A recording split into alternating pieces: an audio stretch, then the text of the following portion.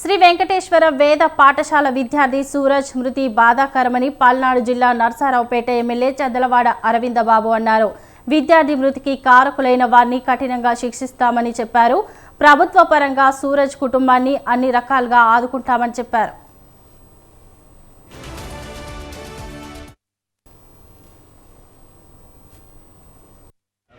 మరి తిరుపతిలో కూడా తొక్కి స్లాట్లో 6 చనిపోవడం ఒకటి, అదేవిధంగా 20 మంది గాయపడటం ఇవన్నీ కూడా మనసును కలిచివేస్తున్నాయి. మరి ఇటువంటి సమయంలో మరి వేద పాఠశాల మన యలమంద గ్రామ శివారులో టీటీడీ ఆధ్వర్యంలో వేద పాఠశాల రన్ అవుతుంది. మరి అక్కడ సూరజ్ అనే విద్యార్థి ఆత్మహత్య చేసుకోవడం జరిగింది.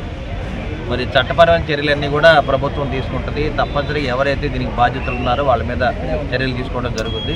మరి వాళ్ళ చాలా విషాదకరమైన వార్తలు వింటున్నాము.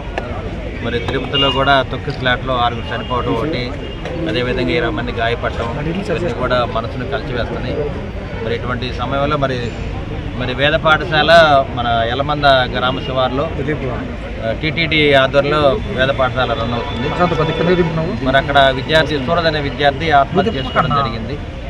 మరి చట్టపరమైన చర్యలన్నీ కూడా ప్రభుత్వం తీసుకుంటుంది. తప్పనిసరిగా ఎవరైతే దీనికి బాధ్యతలు ఉన్నారో వాళ్ళ మీద చర్యలు తీసుకోవడం జరుగుతుంది. మరి వాళ్ళ చాలా విషాదకరమైన